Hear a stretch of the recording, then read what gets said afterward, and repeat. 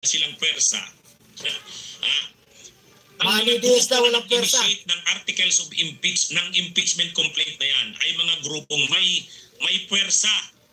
Sino ba ang nanguna sa People Power 1? Diba mga leftist at mga dilawan? July 28 po ang Sino SONA, ba ang July nanguna sa 28. People Power 2? Diba mga leftist July at mga 28, dilawan? ang dami pupunta niyan, sigurado. Ang nag-file ng impeachment complaints na yan. Mapupuno na naman ang Commonwealth nito. Dilawan at saka mga leftist. Diba? May pwersa yan, may tao yan.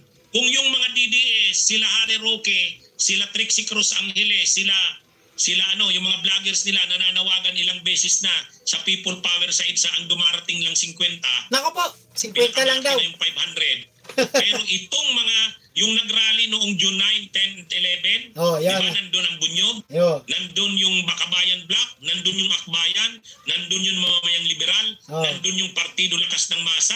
Wala pa nga doon ang pwersa ng Kamara eh. Ibig sabihin, itong mga kongresista ng Kamara, may mga tao yan.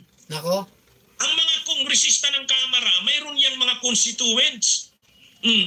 Pwedeng mag-mobilize ang mga kongresista ng mga constituents nila. Di ba? Pag nagsanib-sanib pwersa yan, lalo na't sasabayan pa ng simbahang Katoliko, ay malaki yan. Huwag nilang anuhin yan. Huwag nilang maliitin yan. Kung sila, yung mga DDS, ilang beses nang nananawagan ng People Power kasi gusto nilang mabagsak si Marcos, ang dumarating sa kanila 50. Nako, 50 lang daw, mga DDS. 50 lang daw. Kina doon sa People Power sa nananawagan sila Eric Celis noon, 500. Pagdating naman doon sa Liwasang Bonifacio, ang dumarating naman 2,000.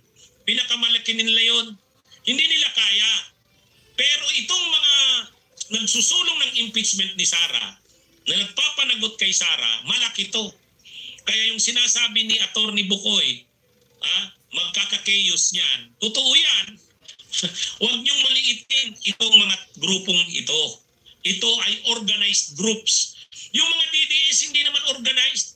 Kaya nga, sa totoo lang, ang tagal-tagal na ng mga DDS gusto nila mapatalsik si PBBM.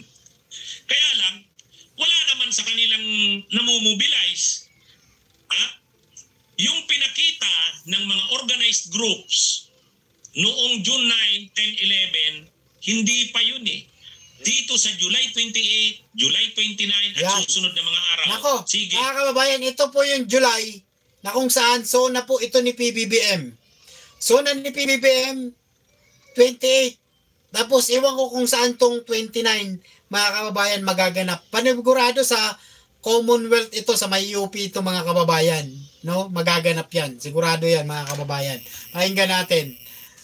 Makikita nyo. Napakaraming lalabas yan. Magsasama-sama yan. Yung Makabayan Black. Yung grupo ng Lakbayan. Yung grupo ng Mamamayang Liberal. Yung grupo ng Bunyog. Yung grupo ng Partido Lakas ng Masa. Nilang Yudi de Guzman. Lahat yan magsasama-sama. Yung simbahan. Plus yung mga kongresista. Yung mga kongresista na pumirma sa impeachment, mayroon yang mga constituents na rin-represent.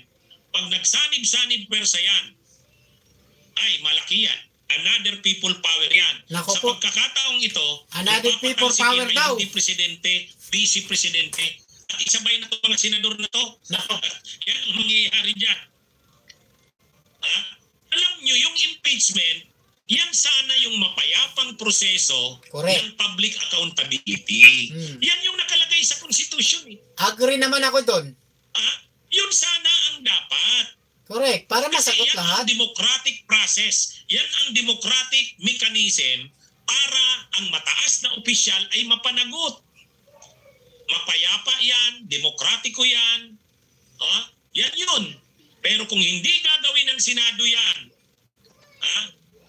ilalagay na naman ng taong bayan ang kapangyarihan sa kamay nila.